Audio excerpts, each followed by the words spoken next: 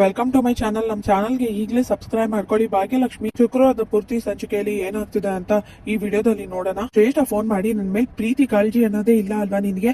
ಏನ್ ತಾಂಡವ್ ನೋಡು, ನನ್ಗೆ ಅದೆಲ್ಲ ಗೊತ್ತಿಲ್ಲ, ನನಗೆ ಈ ಮದ್ವೆ ನಡಿಲೇಬೇಕು, ನನ್ ಮದ್ವೆ ಆಗ್ಬೇಕು, ಇಲ್ಲ ಅಂದ್ರೆ ನಾನಂತೂ ಸುಮ್ನೆ ಇರಲ್ಲ ಅಂತ ಶ್ರೇಷ್ಠ ಹೇಳಿದಾಗ ಇವಳನ್ನ ಈಗ ಸಮಾಧಾನ ಮಾಡೋದೇ ಒಳ್ಳೇದು, ಇಲ್ಲ ಅಂದ್ರೆ ಇನ್ನೂ ಕೋಪ ಮಾಡ್ಕೋತಾಳೆ.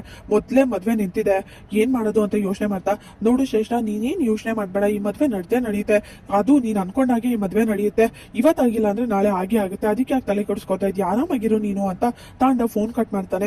ತಾಂಡವ್ ಇಷ್ಟ ಧೈರ್ಯ ಕೊಟ್ನಲ್ಲ ಅಷ್ಟೇ ಸಾಕು ಅಂತ ಶ್ರೇಷ್ಠ ಅನ್ಕೋತಿರ್ತಾಳೆ. ಇದನ್ನ ಭಾಗ್ಯ ಕೇಳಿಸ್ಕೊಂಡು ಏನ್ ನಡೀತಿದೆ ಇಲ್ಲಿ, ಅಲ್ಲ ಅತ್ತೆ ನೋಡಿದ್ರೆ ಹೋಗಿ ಮದ್ವೆ ನಿಲ್ಲಿಸ್ತಾರೆ, ಈಗ ಪೂಜಾ ಬೇರೆ ನಮ್ಮಿಂದ ತಪ್ಪಿಸ್ಕೊಂಡು ಹೋಗಿ ಮದ್ವೆ ನಿಲ್ಲಿಸ್ತಾಳೆ, ಎಲ್ಲ ಕೇಳಿದ್ರೆ ಇವರು ಕೂಡ ತಪ್ಪಿಸ್ಕೊಂಡು ಹೋಗ್ತಾರೆ, ಜೊತೆಗೆ ಎಲ್ಲಾನು ಅತ್ತೆನ ಕೇಳು ಅಂತ ಹೇಳ್ತಾರೆ. ಏನ್ ನಡೀತಿದೆ, ಇಷ್ಟೆಲ್ಲ ಅವಳು ತಪ್ಪು ಮಾಡಿದ್ರು ಅವಳನ್ನ ವಹಿಸ್ಕೊಂಡು ಮಾತಾಡ್ತಿದ್ದಾರೆ ಅಂದ್ರೆ ಏನ್ ಅರ್ಥ, ಮೊದ್ಲು ನಾನು ಹೋಗಿ ಕೇಳೋಣ ಏನೋ ನಡೀತಿದೆ ಇಲ್ಲಿ ಅಂತ ಭಾಗ್ಯ ಹೋಗ್ತಾಳೆ.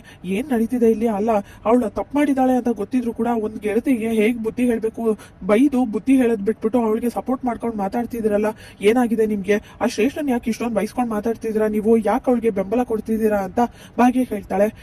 ಸುಮ್ನೆ ಇರೆ, ಅವಳೇನೋ ಪಾಪ ಮದ್ವೆ ನಿಂತೋಗಿದೆ ಅಂತ ಬೇಜಾರಲ್ಲಿದ್ದಾಳೆ, ಅದ್ರಲ್ಲೂ ಈ ಪೂಜಾ ಮತ್ತೆ ಅಮ್ಮ ಹೋಗಿ ಇಲ್ದೇನೋ ಅವಾಂತರ ಮಾಡಿ ಬಂದಿದ್ದಾರೆ, ನಿಮ್ಗೆ ಏನೇ ಪ್ರಶ್ನೆ ಬೇಕಾದ್ರೂ ಏನೇ ಉತ್ತರ ಬೇಕಾಗಿದ್ರು ಹೋಗಿ ಅಮ್ಮನ್ನ ಕೇಳ್ಕೊ, ನನಗೂ ಇದಕ್ಕೂ ಯಾವ ಸಂಬಂಧನೂ ಇಲ್ಲ, ನಾನು ಇದಕ್ಕೆ ಉತ್ತರ ಕೊಡೋ ಅಂತ ಅಗತ್ಯನೂ ಇಲ್ಲ, ಹಾಗೆ ಇದಕ್ಕೆಲ್ಲ ನಾನ್ ಯಾಕೆ ನಿನ್ಗೆ ಉತ್ತರ ಕೊಡ್ತಾ ಇದೀನಿ, ಬೇಕು ಅಂದ್ರೆ ಹೋಗಿ ಅಮ್ಮನ್ನ ಕೇಳ್ಕೊ, ಏನ್ ಬೇಕಾದ್ರೂ ನಾನ್ ಇದಕ್ಕೆಲ್ಲ ಉತ್ತರ ಕೊಡೋದಿಲ್ಲ ಅಂತ ತಾಂಡವ್ ಹೇಳ್ತಾನೆ.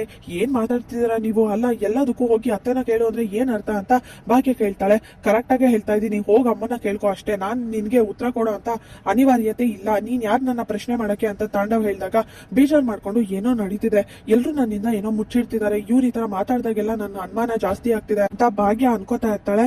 ಹಾಗೆ ಪೂಜಾ ಯಾಕೆ ಸುಂದ್ರಿ ಫೋನ್ ಸ್ವಿಚ್ ಆಫ್ ಮಾಡ್ಕೊಂಡಿದ್ದಾಳೆ, ಯಾಕೆ ಫೋನ್ ತೆಗಿತಿಲ್ಲ ಅಂತ ಯೋಚನೆ ಮಾಡ್ತಿರ್ತಾಳೆ. ಮದ್ವೆ ನಿಂತೋದಾಗಿಂದ ಇವಳ ಜೊತೆ ಮಾತಾಡಲೇ ಇಲ್ಲ, ಒಂದ್ ಥ್ಯಾಂಕ್ಸ್ ಆದ್ರೂ ಹೇಳ್ಬೇಕು ಅಂತ ಫೋನ್ ಮಾಡ್ತಿರ್ಬೇಕಾದ್ರೆ ಏನ್ ಮಾಡ್ತಿದ್ಯಾ ನೀನು ಅಂತ ಭಾಗ್ಯ ಕೇಳಿದ ತಕ್ಷಣ ಅದು ಅಕ್ಕ ಫೋನ್ ಅಲ್ಲಿ ಮಾತಾಡ್ತಿದ್ದೆ ಅಕ್ಕ ಅಂತ ಗಾಬರಿ ಆಗ್ತಾಳೆ. ಪೂಜಾ ಏನಾದ್ರು ಕೇಳಿಸ್ಕೊಂಡಿ ಅಂದಾಗ ಇಲ್ಲ ಏನು ಕೇಳಿಸ್ಕೊಳ್ಳಿಲ್ಲ, ಆದ್ರೆ ನಿನ್ನ ಹತ್ರ ಸ್ವಲ್ಪ ಮಾತಾಡ್ಬೇಕಾಗಿತ್ತು, ಒಂಥರ ನನ್ನ ನೋಡಿದ್ರೆ ವಿಚಿತ್ರವಾಗಿ ಆಡ್ತಿದ್ಯಾ, ಮುಂಚೆನೆ ಒಂಥರ ಆಡ್ತಿದ್ದೆ, ಈಗ ನೋಡಿದ್ರೆ ತುಂಬಾ ಕಾಳಜಿ ಇರೋ ತರ ನಡ್ಕೋತಾ ಇದ್ಯಾ, ಅವತ್ತು ನಮ್ಗೆ ಕೇಳ್ದೆ ಯಾಕೆ ತಪ್ಪಿಸ್ಕೊಂಡು ಹೋಗಿ ಮದ್ವೆ ನಿಲ್ಸಕ್ ಹೋದೆ, ಅದು ಅತ್ತೆ ಜೊತೆ ಹೋಗಿದ್ಯಾ, ಏನ್ ವಿಷಯ ಅಂತ ನನ್ಗೆ ನಿಜ ಗೊತ್ತಾಗ್ಬೇಕು, ನೀನ್ ಯಾಕೆ ಮದ್ವೆ ನಿಲ್ಸಕ್ ಹೋಗಿದ್ದೆ ನಿಜ ಹೇಳು ಅಂದಾಗ ಅಯ್ಯೋ ಅಕ್ಕ ನಾನು ಹೇಳಿದ್ನಲ್ಲ ಅಕ್ಕ, ಅದೇ ಆ ಸ್ಟೇಷನ್ಗೆ ನನ್ ಬಗ್ಗೆ ಎಲ್ಲ ಸತ್ಯ ಗೊತ್ತಾಗಿತ್ತು, ನಾನು ಎಲ್ಲಿ ಮದ್ವೆ ನಿಲ್ಸ್ತೀನಿ ಅಂತ ಭಯದಲ್ಲಿ ನನ್ನ ಬಚ್ಚಿಟ್ಟಿದ್ಲು ಅಷ್ಟೇ ಅಕ್ಕ ಅಂದಾಗ ಇಲ್ಲ ಬೇರೆ ಏನೋ ಸತ್ಯ ಗೊತ್ತಿದೆ ನಿನ್ಗೆ, ಆದ್ರೆ ನನ್ನಿಂದ ಮುಚ್ಚಿಡ್ತಿದ್ಯಾ, ನೀನ್ ವಿಚಿತ್ರವಾಗಿ ಆಡ್ತಿದ್ಯಾ, ನನ್ನ ನೋಡಿದ್ರೆ ಏನೋ ಮುಚ್ಚಿಡೋ ತರ ಹೆದರ್ಕೋತಾ ಇದ್ಯಾ, ಏನ್ ವಿಷಯ ಹೇಳು, ಇವ್ರನ್ನ ಕೇಳಿದ್ರೆ ಇವ್ರು ಹೇಳ್ತಿಲ್ಲ, ಅತ್ತೆನ ಕೇಳು ಅಂತಾರೆ, ಅತ್ತೆ ಕೇಳಿದ್ರೆ ಅತ್ತೆನೂ ಹೇಳ್ತಿಲ್ಲ, ನೀನು ಕೂಡ ಹೇಳ್ತಿಲ್ಲ, ನಿನ್ಗೆ ಸತ್ಯ ಗೊತ್ತಿದೆ ಹೇಳು ನಿಜಾನ ಅಂದಾಗ ಪೂಜಾ ಟೆನ್ಷನ್ ಮಾಡ್ಕೊಂಡು ಯೋಚನೆ ಮಾಡ್ತಿರ್ತಾರೆ. ಅದನ್ನ ಕುಸುಮ ಕೇಳಿಸ್ಕೊಂಡು ಅಯ್ಯೋ ದೇವ್ರೆ ಭಗವಂತ ಏನಪ್ಪ ಇದು, ಭಾಗ್ಯ ಇಷ್ಟೊಂದು ಪ್ರಶ್ನೆ ಮಾಡ್ತಿದ್ದಾಳೆ ಅಂದ್ರೆ ಪೂಜಂಗೆ ಎಲ್ಲಿ ಹೆದರ್ಸಿ ಎಲ್ಲ ವಿಷಯನೂ ಬಾಯಿ ಬಿಡಿಸ್ಬಿಡ್ತಾಳೋ ಅಂತ ಭಯ ಆಗ್ತಿದೆ ನನ್ಗೆ, ಪೂಜಾ ಹೆದರ್ಕೊಂಡು ಬಾಯಿ ಬಿಟ್ಬಿಟ್ರೆ ಭಾಗಿನ ಜೀವನನೇ ನಾಶ ಆಗೋಗುತ್ತೆ, ಅವಳು ಮಾತ್ರ ಈ ಮನೇಲಿ ಇರಲ್ಲ, ಈ ಮನೇಲಿ ಇಲ್ಲ ಅಂದ್ರೆ ಅವಳೇನಾದ್ರು ಮನೆ ಬಿಟ್ಟು ಹೋದ್ರೆ ನಿಜವಾಗ್ಲೂ ನಮ್ ಸಂಸಾರ ಅಂತೂ ಉಳ್ಕೊಳ್ಳೋದಿಲ್ಲ, ನಾವ್ ಯಾರು ಚೆನ್ನಾಗೂ ಇರೋದಿಲ್ಲ ಖುಷಿಯಾಗಿ, ಮೊದ್ಲು ಹೋಗಿ ಭಾಗ್ಯನ ತಡಿಬೇಕು ಅಂತ. ಏನಿದು, ಆಗಿಂದ ನಾನು ನೋಡ್ತಾ ಇದ್ದೀನಿ, ಯಾಕೆ ಭಾಗ್ಯ ಇಷ್ಟೊಂದು ಪ್ರಶ್ನೆ ಕೇಳ್ತಾ ಇದ್ಯಾ, ಪಾಪ ಪೂಜಾ ಅವಳ ಪಾಡಿಗೆ ಅವಳು ಇದ್ದಾಳೆ ಬಿಡು, ಈಗೆಲ್ಲ ಆಯ್ತಲ್ಲ, ಆ ಮದ್ವೆ ನಿಲ್ತು, ಆ ಹುಡ್ಗನ್ ಕಟ್ಕೊಂಡು ನಿನ್ಗೇನಾಗ್ಬೇಕು, ಅವ್ನ್ ಯಾರಾದ್ರೂ ಆಗಿರ್ಲಿ, ಮದ್ವೆ ನಿಂತು ಒಳ್ಳೇದಾಯ್ತಲ್ಲ ಒಬ್ರಿಗೆ ಅಷ್ಟೇ ಸಾಕು, ಸುಮ್ನೆ ಇರು ಭಾಗ್ಯ ಅಂತ ಕುಸುಮ ಹೇಳ್ತಾರೆ. ಅದೇ ಈ ತರ ಹೇಳ್ತಾ ಇದೀನಿ ಅಂತ ಬೇಜಾರ್ ಮಾಡ್ಕೋಬೇಡಿ, ನಂಗೆ ಸತ್ಯ ಗೊತ್ತಾಗ್ಬೇಕು ಅಷ್ಟೇ, ಎಲ್ಲರೂ ಮುಚ್ಚಿಡ್ತಿದ್ದೀರಾ ಅಂತ ಭಾಗ್ಯ ಹೇಳ್ತಾಳೆ. ನೋಡು ಭಾಗ್ಯ ಏನ್ ಸತ್ಯನೂ ಮುಚ್ಚಿಟ್ಟಿಲ್ಲ ನಾವು, ಆ ಮದ್ವೆ ವಿಷಯ ನಮ್ಗೆ ಯಾಕೆ, ಆ ಶೇಷನ್ ಮದ್ವೆ ಆದ್ರೂ ಆಗ್ಲಿ ಬಿಟ್ಟಾದ್ರೂ ಬಿಡ್ಲಿ ನಮ್ಗೆ ಅದ್ ಬೇಕಾಗಿಲ್ಲ, ಈಗ ಎಲ್ಲ ಸರಿ ಹೋಗಿದೆ, ಬಾ ನನ್ಗೆ ಹೊಟ್ಟೆ ಹಸ್ವಾಗ್ತಿದೆ, ಊಟ ಬಡ್ಸು, ಮಧ್ಯಾಹ್ನನೂ ಊಟ ಮಾಡಿಲ್ಲ ಅಂತ ಕುಸುಮ ಹೇಳ್ತಾರೆ.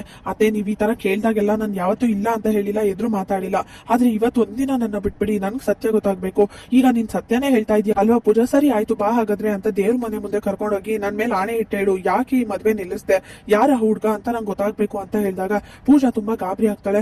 ಸರಿ ಅಕ್ಕ ಸತ್ಯನೇ ಹೇಳ್ತೀನಿ, ನೋಡು ನಾನ್ ಮದ್ವೆ ನಿಲ್ಲಿಸ್ಬೇಕು ಅಂತ ಅನ್ಕೊಂಡಿದ್ದೆ, ಎಲ್ರು ಮದ್ವೆ ನಿಲ್ಲಿಸ್ಬೇಕು ಅಂತ ಅನ್ಕೊಂಡಿದ್ರು, ಯಾಕಂದ್ರೆ ಆ ಮಕ್ಳು ಜೀವನ ಹಾಳಾಗುತ್ತೆ ಅಂತ, ಆದ್ರೆ ಆ ಸುಂದ್ರಿ ಮತ್ತೆ ಮಹೇಶ ಇಬ್ರು ಭಾಗ್ಯ ತಂದೆ ತಾಯಿ ಅಂತ ಗೊತ್ತಾಗಿದ ತಕ್ಷಣ ನಾನು ಮದ್ವೆ ನಿಲ್ಲಿಸ್ಬೇಕು, ಶ್ರೇಷ್ಠ ತಂದೆ ತಾಯಿಗೆ ಎಲ್ಲಾ ಸತ್ಯನೂ ಹೇಳ್ಬೇಕು ಅಂತ ಹೊರಟಿದ್ದೆ, ಆಗ ಆ ಶ್ರೇಷ್ಠಂಗೆ ಎಲ್ಲಾ ವಿಷಯ ಗೊತ್ತಾಗಿ ನನ್ನ ಬಚ್ಚಿಟ್ಲು, ಅದನ್ನ ಬಿಟ್ಟ ಬೇರೆ ಏನು ಇಲ್ಲ ಅಕ್ಕ, ಅದು ಅಲ್ಲದೆ ನಿನ್ ವಿಷಯಕ್ಕೆ ಆ ಶ್ರೇಷ್ಠ ಬಂದು ಯಾವ್ದೇ ಕಾರಣಕ್ಕೂ ನೀನ್ ನೆಮ್ಮದಿಯಾಗಿರಕ್ ಬಿಡೋದಿಲ್ಲ ಅಂತ ಹೇಳ್ದಾಗಿದ್ದ. ಅವಳು ಏನ್ ಮಾಡ್ಬಿಡ್ತಾಳೋ ಅಂತ ಭಯ ಪಟ್ಕೊಂಡು ನಿನ್ ಜೀವನ ಚೆನ್ನಾಗಿರ್ಬೇಕು ಅಂತ ನಾನು ಅವಳ ಮನೇಲೇ ಇದ್ದೆ. ಆ ಸುಂದ್ರಿ ಕೂಡ ಬರೀ ನಾಟಕ ಆಡ್ತಿದ್ದಾಳೆ. ದುಡ್ಡಿನ ಅನಿವಾರ್ಯತೆ ಇದೆ, ಅದಕ್ಕೋಸ್ಕರ ಅವಳ ಜೊತೆ ಇದ್ಲು. ಅದ್ ಬಿಟ್ರೆ ಅವಳು ಕೂಡ ತುಂಬಾ ಒಳ್ಳೆಯವಳು. ನಾನು ಮತ್ತೆ ಅವಳ ಜೊತೆನೆ ಇಟ್ಕೊಂಡು ಅವಳ ಪ್ಲಾನ್ ಎಲ್ಲ ತಿಳ್ಕೊಂಡು ಅದನ್ನ ಉಲ್ಟಾ ಮಾಡ್ತಿದ್ವಿ ಈ ಮದ್ವೆ ನಿಲ್ಸಕ್ಕೆ ಅಂತ. ಅದ್ಬಿಟ್ರೆ ಏನು ಇಲ್ಲ ಅಂತ ಪೂಜಾ ಹೇಳಿದಾಗ ಎಲ್ಲ ಸರಿ ಹೋಯ್ತಲ್ಲ, ಮತ್ ಇನ್ಯಾಕ್ ಈ ತರ ಮಾಡ್ತಿದ್ಯಾ, ಹೋಗೋ ಭಾಗ್ಯ, ನಿಂದು ಯಾಕೋ ಅತಿ ಆಗ್ತಿದೆ ಅಂತ ಕುಸುಮ ಬೈದ್ ಕಳಿಸ್ತಾರೆ. ಭಾಗ್ಯ ಅಳ್ತಿರೋದನ್ನ ನೋಡಿ ಏನೋ ನಡೀತಿದೆ ಅಂತ ಭಾಗ್ಯ ಯೋಚನೆ ಮಾಡ್ತಿರ್ತಾಳೆ. ಕ್ಷಮಿಸ್ಬಿಡು ಭಾಗ್ಯ, ಯಾವತ್ತೂ ನಿನ್ ಮೇಲೆ ಇಷ್ಟೊಂದು ಜೋರ್ ಮಾಡಿ ಮಾತಾಡಿಲ್ಲ, ಆದ್ರೆ ಏನ್ ಮಾಡೋದು, ನಿಂಗೆ ಸತ್ಯ ಗೊತ್ತಾಗ್ಬಾರ್ದು ಅಂದ್ರೆ ನಮ್ಗೆ ಬೇರೆ ದಾರಿನೇ ಇಲ್ಲ, ಅದಕ್ಕೆ ಜೋರ್ ಮಾಡಿ ಮಾತಾಡಿದೆ ಅಂತ ಬೇಜಾರ್ ಮಾಡ್ಕೋತಿರ್ತಾರೆ. ಕುಸುಮ ನೋಡ್ತಾ ಭಾಗ್ಯನ ಅಳ್ತಿರ್ತಾರೆ. ಸುಂದ್ರಿ ಮನೆ ಹೊರಗಡೆ ಮಲಗಿರ್ತಾರೆ. ಮನೆಯಿಂದ ಹೊರಗಡೆ ಹಾಕಿದ್ರು ಕೂಡ ಇಲ್ಲೇ ಮಲಗಿದ್ಯಾ, ಎಷ್ಟೇ ಧೈರ್ಯ ನಿನ್ಗೆ ಅಂತ ಶ್ರೇಷ್ಠ ಹೇಳಿದಾಗ, ಯಾಕೆ ಸುಸೆ ಮುದ್ದು ಹೀಗೆ ಹೇಳ್ತಿದ್ಯಾ, ಪಾಪ ಬಡಪಾಯಿ ಜೀವ ಎಲ್ಲೋ ಮಲ್ಕೊಳ್ಳುತ್ತೆ ಬಿಡುವ, ಆದ್ರೆ ನೀನ್ ಈ ತರ ಹಠ ಮಾಡ್ತಿದ್ರೆ ನಿಜವಾಗ್ಲೂ ನಿನ್ನ ತಾಂಡವ್ ಮದ್ವೆ ಈ ಜನ್ಮದಲ್ಲೇ ಸಾಧ್ಯ ಇಲ್ಲ ಕಣೆ, ಇದು ನಿಜ. ಭಾಗ್ಯ ಯಾವತ್ತಿದ್ರು ಒಳ್ಳೆ ಹುಡುಗಿ, ಅವಳಿಗೆ ಗೆಲುವು ಸಿಕ್ಕೇ ಸಿಗುತ್ತೆ ಅಂದಾಗ ಇಷ್ಟೆಲ್ಲ ಮಾತಾಡ್ತಿದ್ಯಾ, ಇಲ್ಲಿ ನಿನ್ ಜಾಗ ಇಲ್ಲ, ನಡಿಯೇ ಅಂತ ಗೇಟಿಂದ ಹೊರಗಡೆ ಆಗ್ತಾಳೆ ಶ್ರೇಷ್ಠ ಸುಂದ್ರಿನ. ಏನಪ್ಪಾ ಮಾಡೋದು ಅಂತ ಸುಂದ್ರಿ ಯೋಚನೆ ಮಾಡ್ತಿರ್ತಾಳೆ. ಮನೆ ಒಳಗಡೆ ಬಂದಿದ ತಕ್ಷಣ ಈ ಸುಂದ್ರಿ ಹೇಳಿದ್ದು ನಿಜ ಅಲ್ವಾ, ನನ್ಗೆಲ್ಲಾನು ಉಲ್ಟಾನೇ ಆಗ್ತಿದೆ, ಹಾಗಾದ್ರೆ ನಾನ್ ತಪ್ಪು ಮಾಡ್ತಿದ್ದೀನ, ಇಲ್ಲ ನಾನ್ ಸರಿಯಾಗಿ ಮಾಡ್ತಿದ್ದೀನಿ, ತಾಂಡವ್ನ ಮದ್ವೆ ಆಗ್ಬೇಕು. ಆದ್ರೆ ಕುಸುಮ ಆಂಟಿ ಬರ್ತಾರೆ, ಇಲ್ಲ ಈ ಭಾಗ್ಯ ಬರ್ತಾಳೆ, ಮದ್ವೆನ ಹಾಳು ಮಾಡ್ತಾಳೆ, ಏನ್ ನಡೀತಿದೆ. ಅವತ್ ನೋಡಿದ್ರೆ ಭಾಗ್ಯ ಬಂದು ನನ್ ಫೋಟೋ ಶೂಟ್ ಹಾಳು ಮಾಡಿದ್ಲು, ಇವತ್ತು ಕುಸುಮ ಆಂಟಿ ಹಾಳು ಮಾಡಿದ್ರು, ಇದಕ್ಕೆಲ್ಲ ಏನ್ ಪರಿಹಾರ ಅಂತ ಯೋಚನೆ ಮಾಡ್ಬೇಕಾದ್ರೆ ಕರೆಕ್ಟ್ ಪರಿಹಾರ ಸಿಕ್ತು. ಇದೆಲ್ಲ ವಿಷಯ ಭಾಗ್ಯಂಗ್ ಗೊತ್ತಿಲ್ಲ, ಭಾಗ್ಯಂಗ್ ವಿಷಯ ಗೊತ್ತಾದ್ರೆ ನನ್ನೆಲ್ಲ ಸಮಸ್ಯೆಗೂ ಪರಿಹಾರ ಸಿಕ್ತಾಗೆ ಅರ್ಥ.